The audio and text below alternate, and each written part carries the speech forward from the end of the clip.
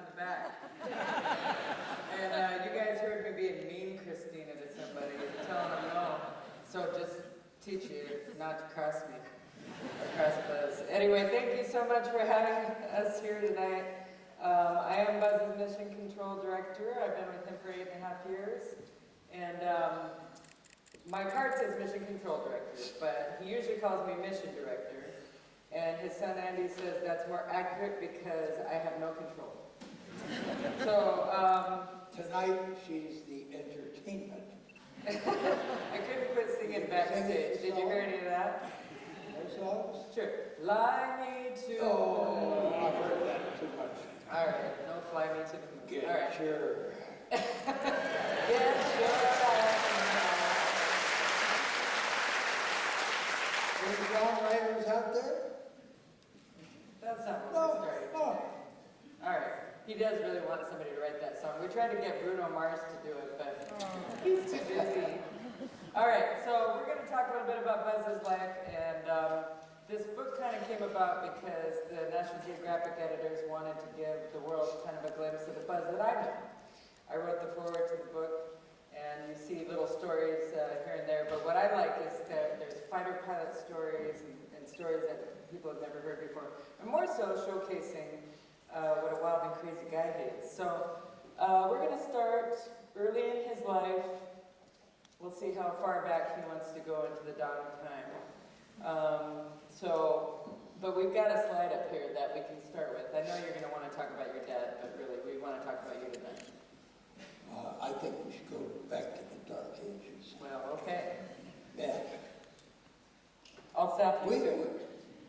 We don't have Dark Ages in North America. You can step here.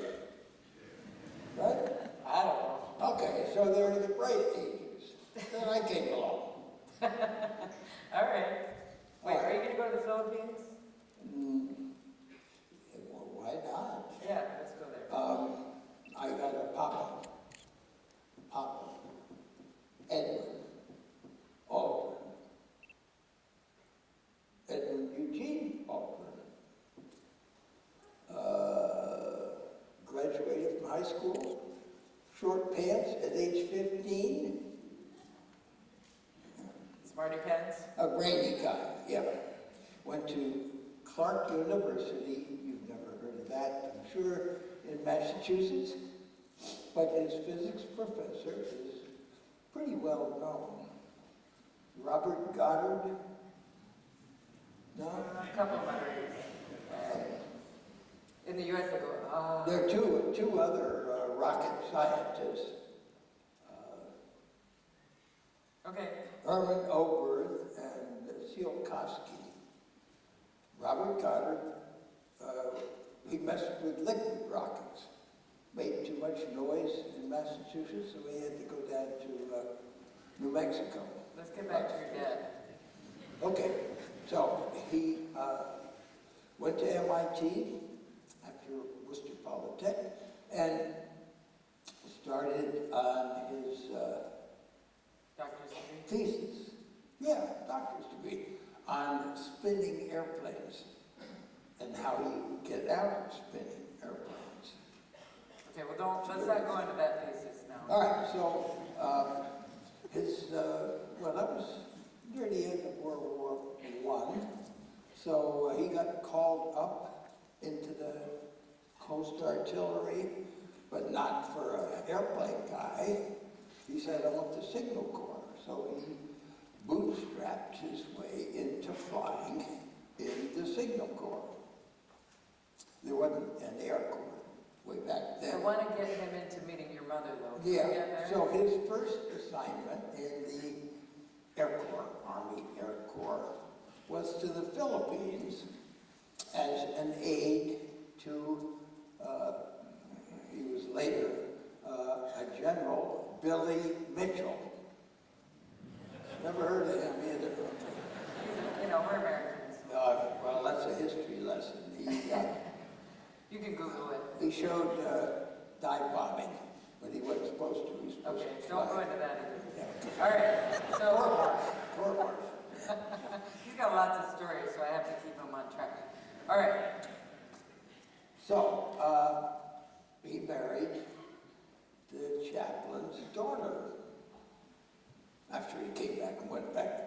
army in the chap. Philippines, Manila, Philippines. And her name was Marion Moon. Really?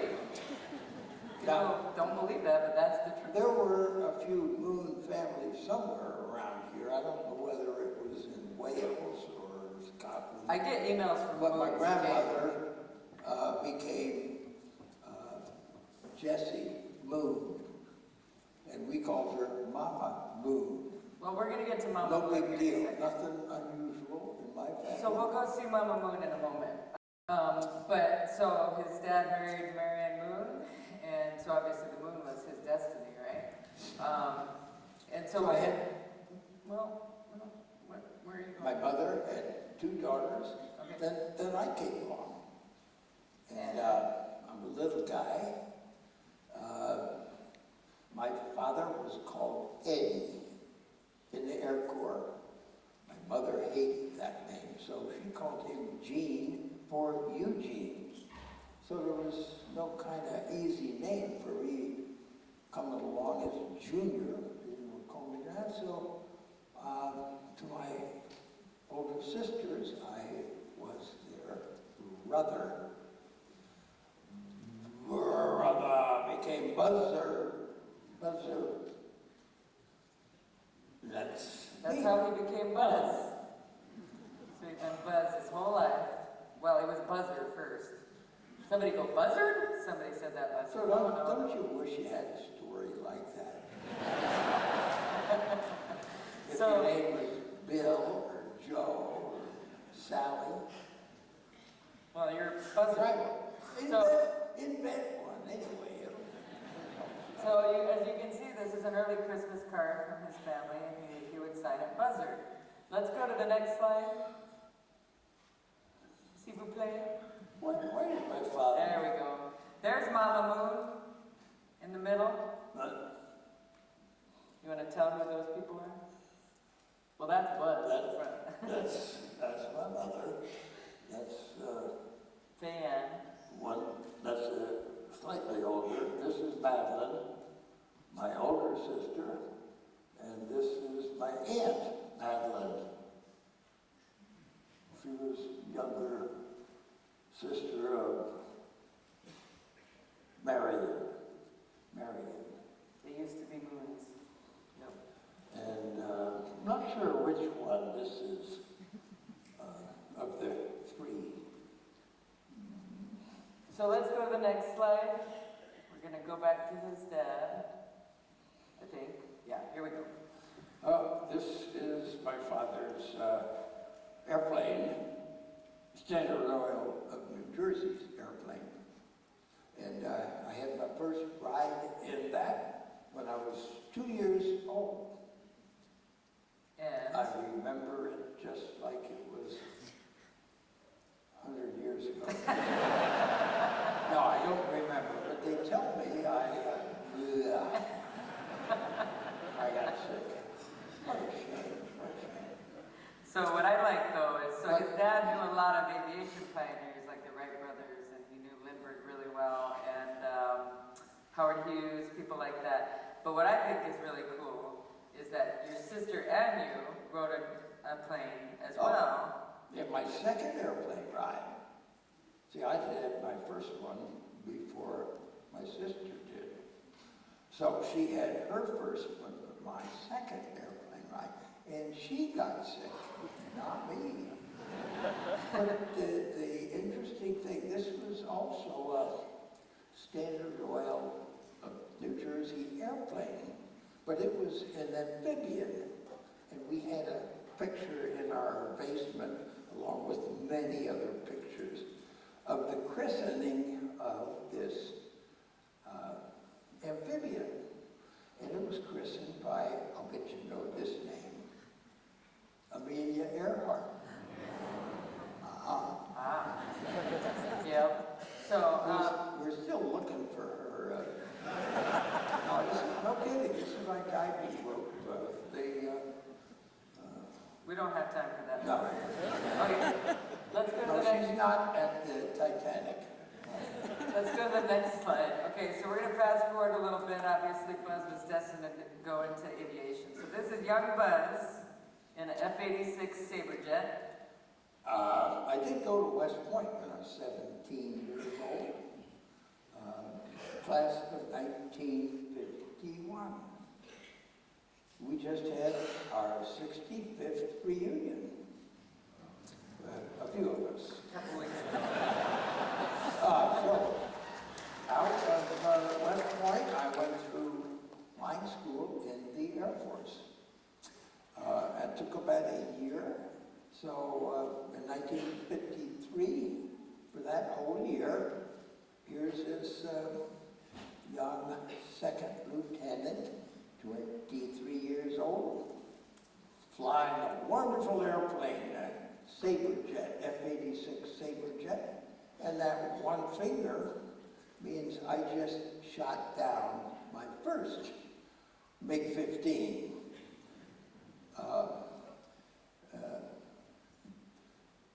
The gun camera film was pretty good because it followed my pretty good flying, taking a picture of me scaring the hell out of this guy in the MiG-15. So much so that the canopy comes off and then boom, he ejected and got it all on film. And Life magazine thought this was wonderful. First time they'd ever had pictures of somebody. But the gun camera film was still going. I just realized it's probably the first time you ever took a picture from your gun camera. Well, You'll understand that later. All right, so he was a fighter pilot. He went on to serve in Germany. Actually, he came back first and went to the Air Force Academy, I right? left Korea and instructed in aerial gunnery, where we taught students how to approach and make gunnery passes. Then I went to, well, I got married around there. Then I went to the Air Force Academy that had just opened up in Denver. It didn't move down to Colorado Springs later. But it just opened up, and I was the aide to the dean of faculty. Yeah, smart people that know how to pronounce faculty. I was there for 2 years, and then I had an assignment in a better airplane. Well, it made more noise, and it had afterburners, and it went supersonic, but it was kind of, anyway, F-100, and While you were there, that's when something went over, right? You weren't paying well, much yeah, attention. but when I got there, I met a good friend of mine from West Point. He was a year behind me. He was on the track team, both of us, so that's how we got to know each other. His name was Ed White. He was later killed in the Apollo fire as an astronaut. But when I first got over to Germany, I ran into him. He talked me into getting into this 22nd Squadron, the Gross 22 in Germany, of course. And so Ed had already been there a couple of years, so we rotated back. Now this squadron was so spirited and so much of a mutual admiration and fellowship. We just had a reunion of that group of people. Okay, let's get back Squadron to commander, 94 years old. Let's get back to Germany, and Ed White calls you up. All right. So Ed has gone back to Michigan to get a master's degree at the test pilot school. And then 1957, in the middle of my tour there, we had been patrolling the border east in West Germany during the Hungarian crisis, but then we transitioned, moved over to called tactical fighter. What this means, we were on 5-minute alert with nuclear weapons on the wing of the airplane. So if the siren went off, we'd hop in the airplane, strap in, taxi out, take off, and fly low level into East Germany, Poland, Czechoslovakia, somewhere there. And we'd pull up and toss this nuclear weapon, and then get the hell out of there as fast as we could. Now, while we were in this, not exactly a humdrum assignment, it was pretty stressful. And overhead went beep, beep, beep, beep, beep. Sputnik. We didn't pay any attention to that. We had more important things to worry about. But then when did Ed White call you? Was it before or after that? No, I left that assignment and went to MIT to get my further education, and I extended for a Doctor of Science degree. And while I was there in 1962, I got a phone call from Ed White. He's testing airplanes in Dayton, Ohio, and he said that he just heard that NASA is looking for the second group of astronauts. They'd already picked this 7 Mercury astronauts, so they were going to select another group in 62. So he said he's going to apply. And I said, I will too, even though I knew you had to have been schooled as a test pilot. So I hadn't done that. So you applied, and what happened the first time? They picked Ed, and they didn't pick me because I didn't meet those requirements. So, but you're stubborn, right? So no, you applied again. I'm going to try again. So I submitted my name. In the meantime, I took a little trip so I could down to Houston, so I could tell NASA how important I was. Apparently it worked because you got it. I was writing my thesis on rendezvous in space, kind of like intercepting an airplane. We need to get on a perfect intercept trajectory. The same thing in space, you need to get on a perfect, best rendezvous trajectory. So what did your astronaut Nobody peers... thought of that. Hold on. What did your astronaut peers call you then? Well, see, there were a lot of Navy guys, test pilots, hotshot guys, you know. So I became Dr. Rendezvous. Not always complimentary. Okay, Because I was telling them how to fly their spacecraft and helping to train them. This is true. So very integral part of Gemini, right? The funny thing is that I wasn't going to get a chance to even fly the 2-man Gemini program. So we have to, in the interest of questions with people on, I still got to get you to the moon. So we're going to get you to space right now. Can you go to the next slide? All right, so got in the program. He actually was not going to fly in Gemini at first because the way the astronaut rotation was. I'm just jumping ahead because, we got lots of stories to tell. So, but you can say how you got the Gemini 12 mission if you want to tell that really fast. Yeah, I was backup for number 10, and they have a crew assigned to 11 and 12. So we would be the prime crew on 13, but there wasn't any 13. So I wasn't going to fly at all. Well, there was some tragedy, and the primary crew on Gemini 9 was killed in a snowstorm in St. Louis. So the backup crew became the prime crew, and they needed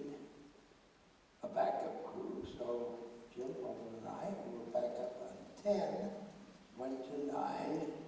Now, when they flew, there was a crew on 10 and 11, so we would become the primary crew on 12.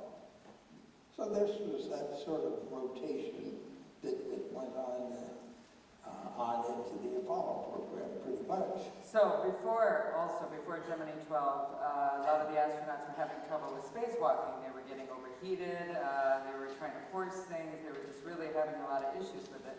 But then someone suggested that the astronauts train underwater. Train underwater? No, it's wet. And up there is nothing, it's vacuum. So some of the guys said, oh, that isn't going to work. Not me. I've been a scuba diver for almost 10 years, and I knew that if you just were still as could be and moved gently underwater, it was just like floating in space. And so I became the first astronaut to train for spacewalking underwater. And you were the first astronaut. Very well. Yeah, you're the first astronaut to really have a truly successful. And so now they've been spacewalk. training everybody now for the shuttle and space. Actually, they still do that, yeah, in the water now to this day for the astronauts. So, the first time I saw this picture of Buzz, this is him floating outside the Gemini capsule at 17,500 miles an hour, going around the globe every 90 minutes. And the first time I saw that, I asked you if it was hard or what it was like, and he said, my grandma could have done it. Maybe his grandma. Oh, well. You see if there's any wind blowing? There isn't any. It's vacuum out there. And, So and so the spacecraft is moving, and I'm moving. Piece of cake? Yeah. All right. Well, okay. Don't start drifting away. So actually, Unless you're tied down. so what were you supposed to be doing? You were taking pictures, right? Yes, there was one of the spacewalks that were taking pictures at night of stars, ultraviolet pictures. So Jim Lovell, who was the commander, and he was inside the spacecraft. My hatch was open, and I'm standing on the seat. Sort of held down okay, and right behind me, over here, is this camera that's mounted to the spacecraft. And it's pointed forward, so we would line up with the star, then turn off the thrusters so that they wouldn't fire at all, which would mess up the time exposure, 5-10 seconds. And I was the one that Hold on. I want to go to the next. Sure. So you can finish that. Can you go to the next slide? Okay, continue. So, we do the night pass and we had a day pass. So, I was just looking around. Nice vision, nice view. First time in space. I see everything, everybody. Wave to everybody. Even Bath? Even the town of Bath? What? Bath! Never mind. Oh, no. You guys are too far north.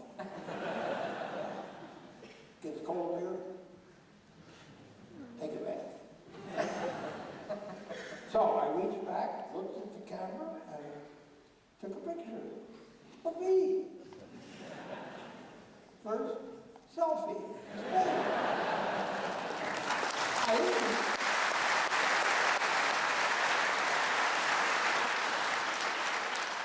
So I didn't know that everyone can be doing actors.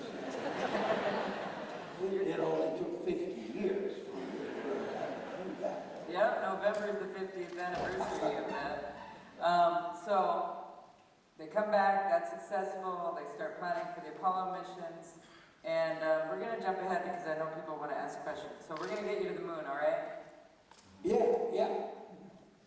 Well, because that was such a good success. Go to the next slide. Well, then Neil Armstrong and I were on the backup crew for Apollo 8, the second flight.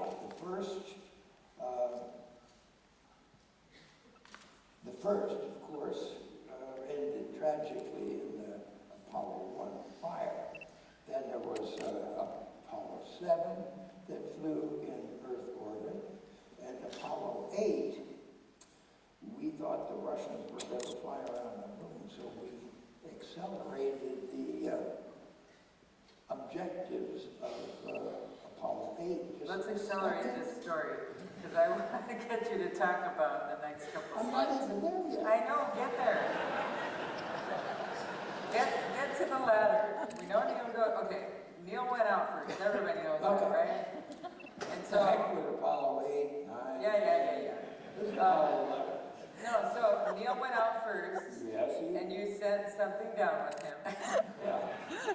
What'd you send down? Huh? Well, we had this very advanced device. It had a pulley and a cord went down, sort of like a clothesline. And I sent the camera down to Neil, so he would have the camera and be able to take my picture when I came down. So, Buzz is coming down, or actually you came out of the hatch. Well, yeah, and see, we knew everything we did was in the checklist. And this, I'm the LMP, that's the Lunar Module Pilot. And the commander goes down first. So the LMP, as he eases out, the checklist says, reach back and partially close the hatch. So that's what I said. I'm going to partially close the hatch, making sure not to lock it. There was not a handle on the outside. And there wasn't anybody on the inside. That's bad news. So we know that Neil's out the first, Buzz comes down, and then... But that's to, everybody's nervous, not us. I just do a little light comedy to lighten the mood of everybody. Yep. I did that a little later too, we'll tell you about that. You do it all the time, actually. Fine. Okay, let's go to the next slide. We know this one, don't we? Who is that? Should be obvious now, huh? You wouldn't... That's not Neil, because I didn't take his picture. He took a picture of me. You would not believe how many people still think that that's Neil, that those photos are Neil. Well, Neil had the camera almost the whole time, because it was Buzz's job to set up the experiments. And so, one time in USA Today, they had some thing, the top 3 moonwalkers of all time. So they had this picture and it said Neil Armstrong. It had number 2, Michael Jackson. And then it had number 3, Buzz Aldrin. And I said, Buzz, you made 2 of the top 3 moonwalkers of all time. So this picture was very... It looks like we posed that one. Yeah, very spontaneous. I was walking this way, Neil says, hey, look at me. So I looked at it. Then I kept walking. He took the picture. So it turned out so good that in comparison to other pictures of pyramids, cathedrals, all this, so they asked me, why is this so iconic a picture? I said, I got 3 words. Location, location.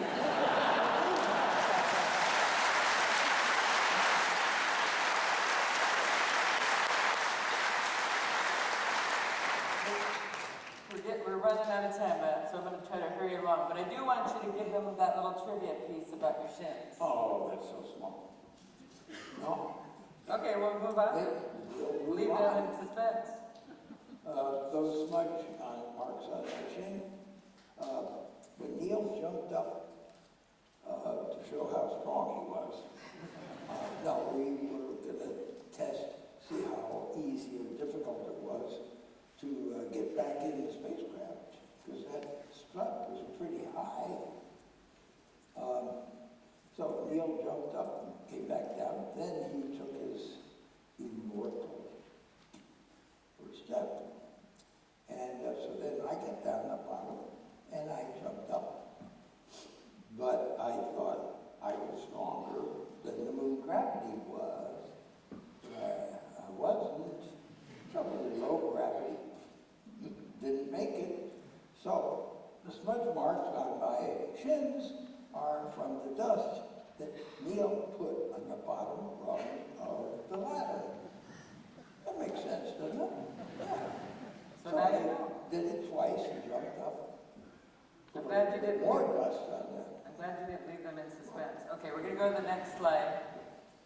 So, This was so unusual to see the boot prints as we were moving around. It was like nothing I've ever seen. It's not like sand. It's beach sand. It certainly isn't like a desert sand, because it just doesn't hold the imprint as smooth as this does.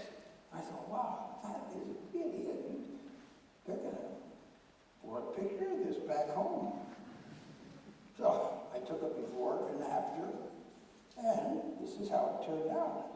It still looks a little lonely, so I decided to take another. Put my foot down, and then move the boot a little bit. So now you can see a part of the boot rim and the boot. I thought, gee, this is more complete.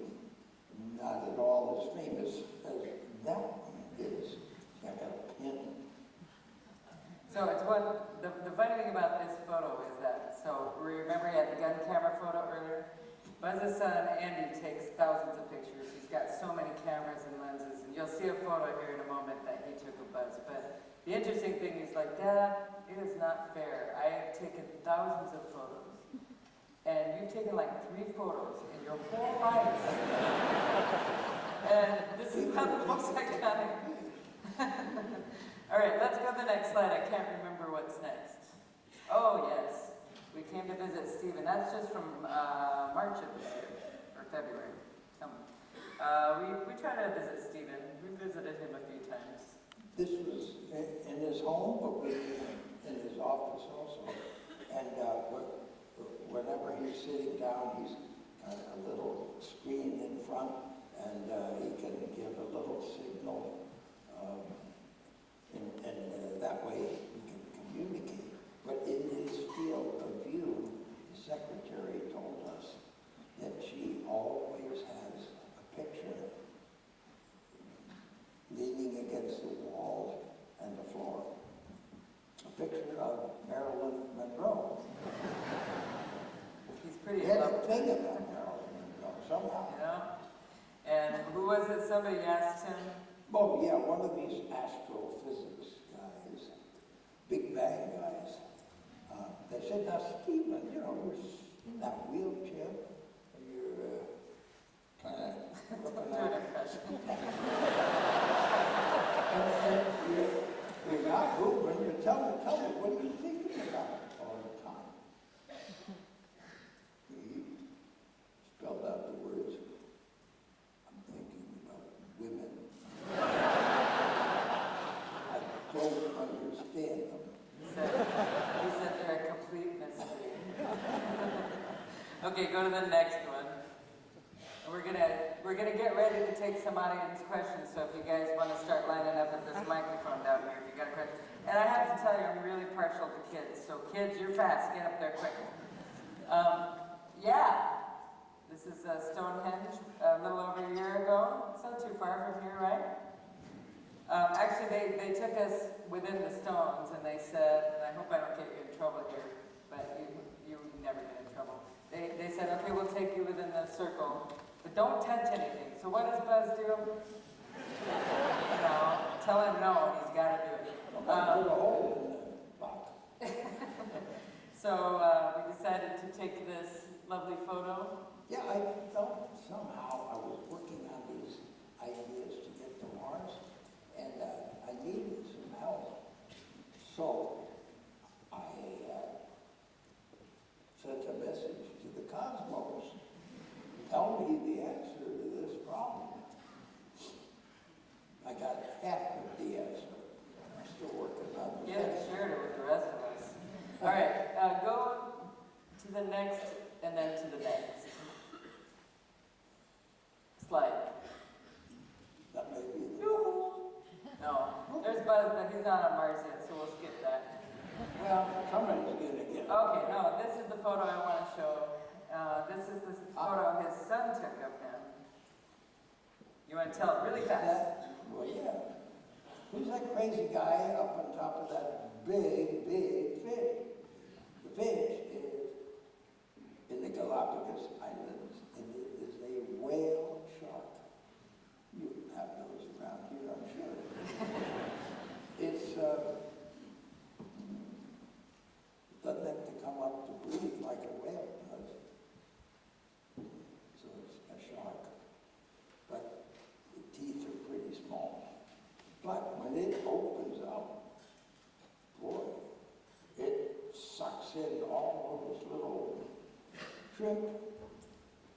Okay, but talk about what you did now. Okay, so anyway, he's coming toward me like this, and I made a head-on pass. And Right when I get trajectory. close, I checked out his teeth, just to make sure he was whale shark. Then I looked him in the eye, and I turned around. He was coming this way, and I got on top. And I thought I'd just go along with him. But darn, he was going faster than I was. So I was sliding back, but I knew what they looked like. And all I had to do was wait a little bit and look down, and pretty soon the dorsal fin would come by and I'd grab him. And off I went for a little ride. Hitchhiking. And the funny thing is, he did a radio interview this morning. Somebody called him former. I don't know if you noticed this. They said former scuba diver. I'm like, former? What do you mean? He went like a couple months ago. This was his 80th birthday. This was a trip his son took.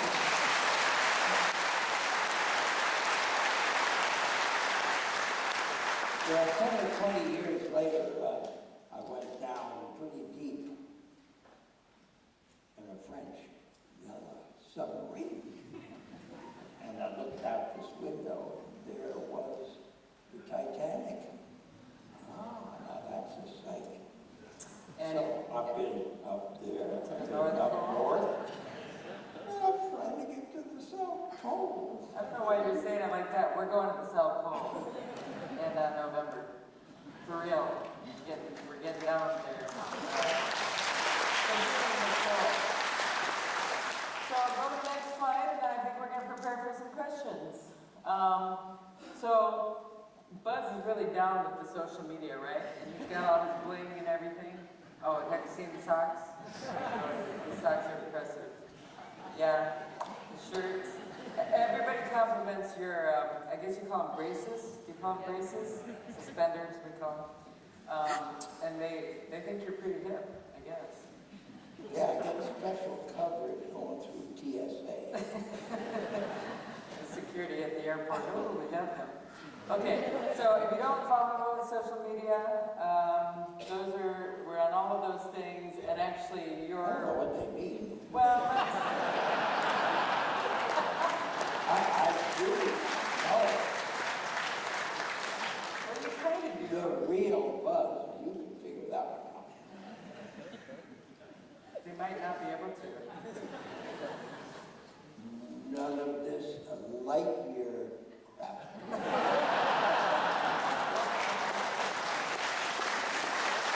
All right, so Using them possible. if you follow, believe it or not, that's Facebook, Instagram, Google+, Twitter, you're not that out of the loop. Okay, so let's take a question from this very young man right here in front of us. Nearly as old as you, Buzz. I looked at your Wikipedia this morning, and it told me that you were the first man to pee in space. Sorry, to pee on the moon. Is that Somebody had to check out the UCD. That's a urine collection device.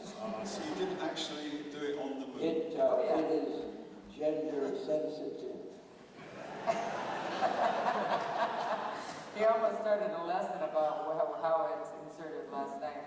I had the pleasure once to have dinner with David Scott, who I guess you know, for Apollo 15, and he told me a little story about you and Neil, and it's amusing, it's not an embarrassing story. It's when you returned and you were walking around the place at Houston with Neil, and a little old lady came up to you and said, "Would you mind moving, please? I want to take a picture of that building."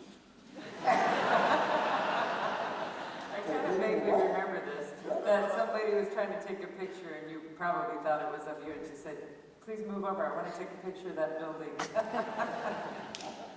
Oh, all right, thank you. Let's go to the next question. Hello. As you're someone that is one of the few that has left this planet, been ripped away and walked on the moon, what is it like looking back, and how often do you just gloat to people, you just nudge them and say, "Been there, I've been there"? How often do you gloat? I can answer that. No. No, go on. You mean I look at the moon? I do. But I don't know where we were. How often do you tell other people, how often do you just turn to someone else and say, just remind them that I've been there, I've been up on the moon? Well, He doesn't have to remind them. President Obama stole my line. He said, "Moon, been there, done that." But actually, I like what you did with Tina Fey. Do you have 30 Rock over here? Yes. Have you seen that? Well, for those of you who didn't see it, what did you do with Tina Fey, Buzz? We cursed the moon. I walked on your face. If you haven't seen it, go on YouTube and you can find it. All right. Hi, Buzz. I've got two kids, 11 and 9, and they couldn't be here tonight. But do you have a favorite advice that you give to children? You are not from Bath. I am not. I'm a military brat. Okay, I'm sorry. Go on. Say that again. Sorry. I've got two sons that couldn't be here tonight. So do you have favorite advice that you give to children who have great aspirations? I know what you say. It's my favorite thing. Go. Yes. Well, you go through life with your arms stretched out so that you can encounter lots of things and test things, see if they appeal to you. Is this something you'd like to be interested in? Make sure you just don't go through life this way, but check out lots of different possibilities, find something that you fit or fits you, and look at it, check out a few other things. Don't miss things, and concentrate on this for a while, and you may be fortunate and pick just the right thing. Or you may have to settle for something else, but get in there and do the best you can, and don't take no for an answer. Keep That's going. Buzz. Anyway. Thank you, Buzz.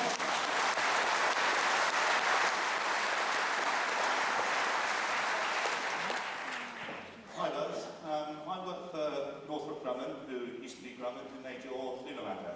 And I've heard mixed reports, but how did the lander handle? How did it handle? How did the lander handle? We trained in the lunar landing training vehicle, and I got the chance to see how it behaved. And we all went through helicopter flying so that we could get used to controlling something as it comes into descent.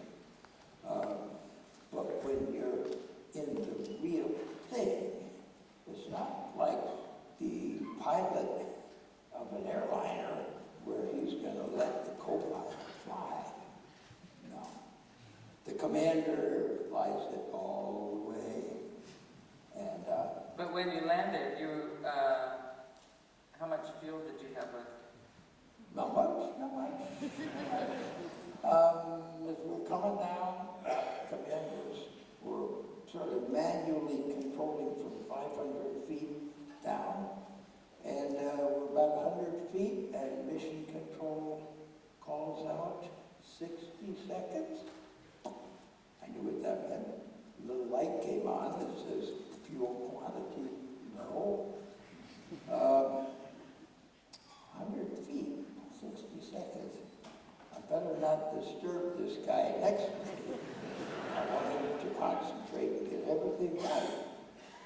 30 seconds? We're 10 feet. We got it made now. So, when we touch down, this green man comes over with a dipstick. and he checks how much fuel we have. And then you wonder why all this conspiracy 15 theories. seconds. Okay, let's go to the next question. Hi. I think most people would probably want to go to space, and obviously you've achieved that. Have you ever wanted to go back, and would you if you got the opportunity? Well, you know, I was reading in the Chinese newspaper, because you know about Richard Branson, you know that guy? Virgin Galactic. Yeah.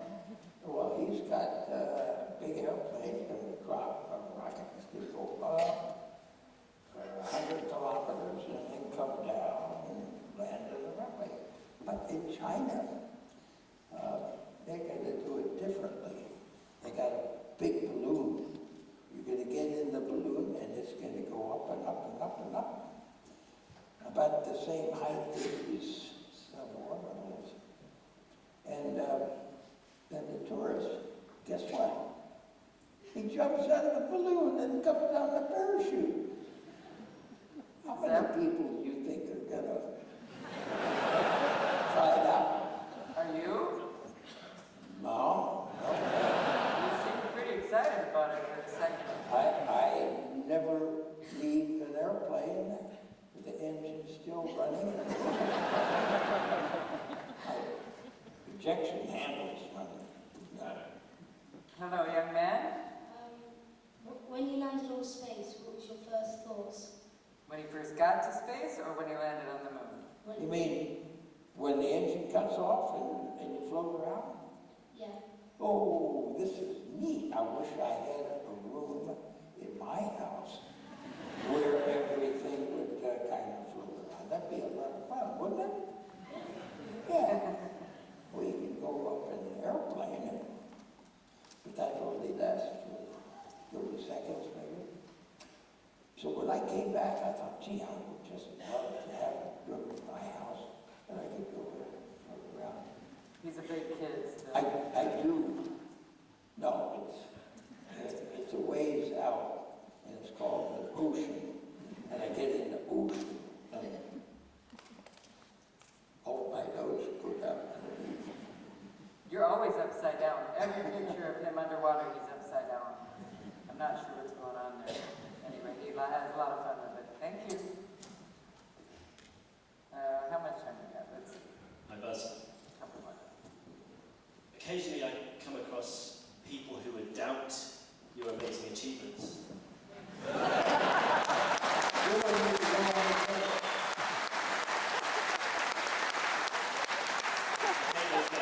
Take that. Get out. I hate those guys, but do you know what? I never know what to say to them. Get out of here. Can I? My question is, what message can I pass on from you to them? What can I say? Apart from punching them. Nobody's gonna believe you. Actually,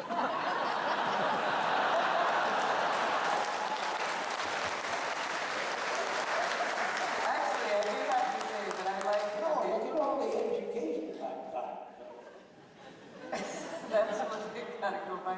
No, I like how Charlie Duke with his southern accent, he's like, we went to the moon 9 times. Do you think we would have faked it 9 times? Okay, hi, I'm an educator in science, and we're currently looking at the universe and exploring it. What do you think the future of space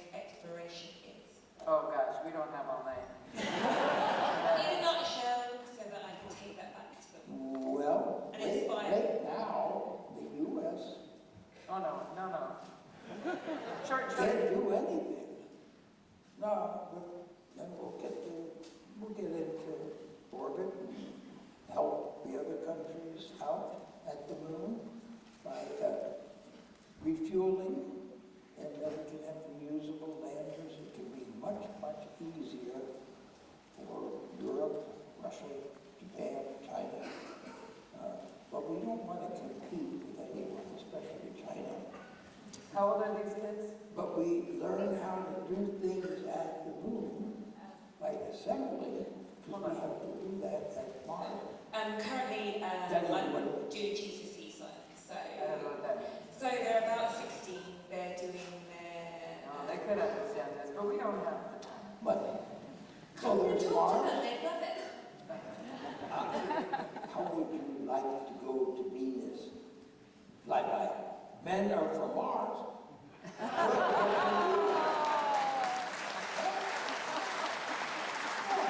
There's a lot of information about his cycling pathways to Mars. His plan to go to Mars, amongst other things, including sending you to Venus, apparently. Okay. Okay, a bit sick, but what was the end of life plan if you didn't get off the moon? We keep working on whatever the problem was until we run out of oxygen. Then you kind of go to sleep. Not bad.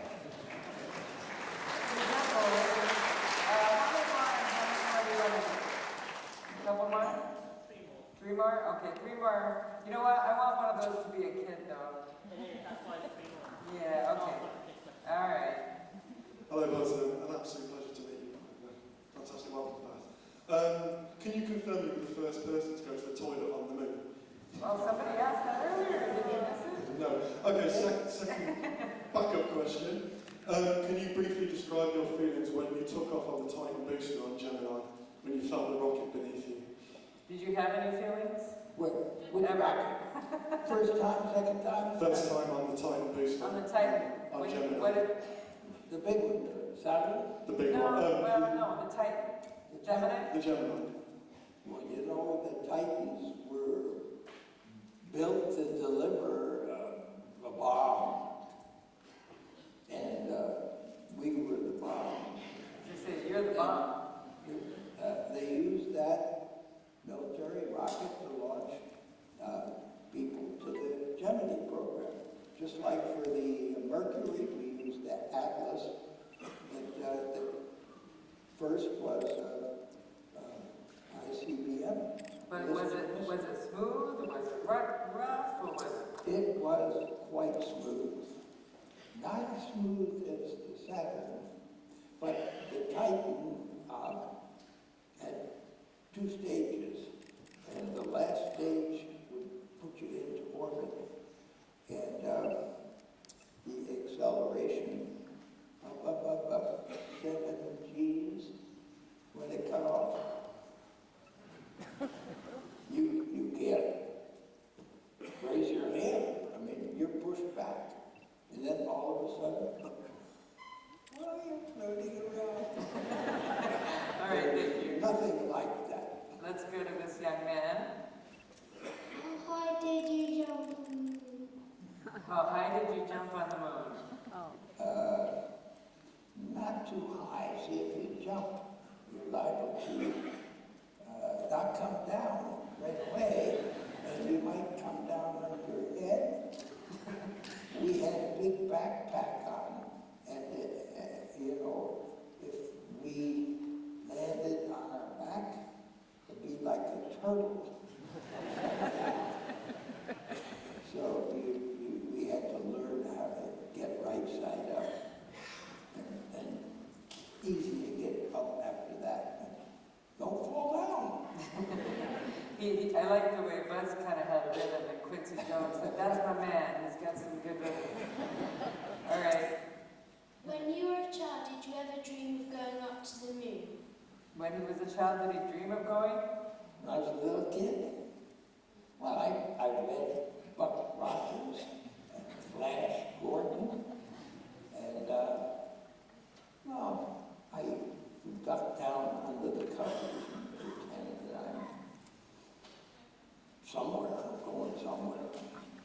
one more kid, doggone it, I want to get that. I'm a mom. But I knew it wasn't for real. Okay, this is going to be the last one, guys, because I know we want to make sure everybody gets their books signed. So one more question. Before you went to space, did you need a passport to go? Did you need a passport to go? Passport? To go to space? We had to fill out a customs form.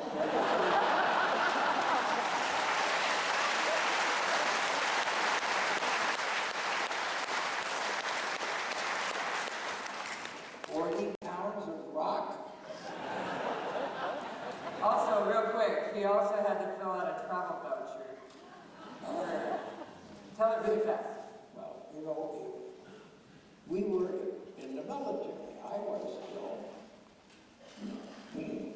All the time I was with NASA. I was an Air Force officer. And I received Air Force officer pay. Now, NASA was nice, and they reimbursed the Air Force so that we could help NASA. But that's all we got. As a matter of fact, there was a promotion policy that President Johnson had. They didn't quite figure it out. If the timing was such, on Splash Pad would get a promotion. And the lucky people could have got a promotion, and then Splash Pad, then they get another promotion. And then some of us splashed down, we got a promotion, so we didn't get the next one, which would have given us 6 months seniority. Okay, let's tell the travel voucher. So, I went from Houston in the jet airplane to Florida. I got in the trailer, the three of us, and we went up to a big rocket. We went up the elevator, got in the rocket went boom, and we went to the moon. From the moon, we came back to the Pacific Ocean. And we got picked up by a helicopter and taken to an aircraft carrier. And the Navy took us to Pearl Harbor. This is on my travel voucher. And then we were ceremoniously quarantined in this little trailer. And we're on the back of a flatbed trailer being driven from Pearl Harbor to Hickam Field, where they took the trailer and the airplane. We flew home, almost. Okay, and the travel voucher said? And so I filled out very carefully. Houston, Florida, Moon, Pacific Ocean, Hawaii, home. Government travel, government quarters. You know, you don't get paid if the government supplies it. Government meals. I got paid for that trip. $33.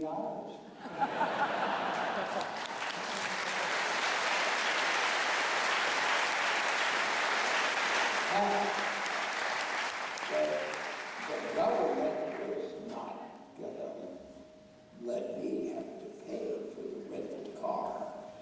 That's what it to was go for. from the air base to the crew quarters. Okay, we know everybody wants to get their books signed. If you want to learn more about Buzz's Mars plans and anything else we're doing, please go to buzzaldrin.com. If you want to buy a Mars shirt or an official, I'm not going to say the words because there's kids present, but we have lots of Mars stuff, Generation Mars, Destination Mars, and every penny from the sale of those things goes towards Buzz's Children's Foundation, Education Foundation, called Charity.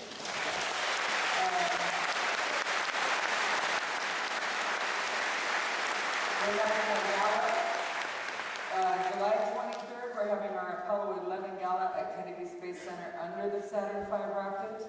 So if you want to buy tickets, you can also go to our website to do that. if you come around that time, there's a brand new virtual reality experience called Destination Mars that is real photos from Curiosity on the surface of Mars, and Buzz is the hologram within it that welcomes you to Mars.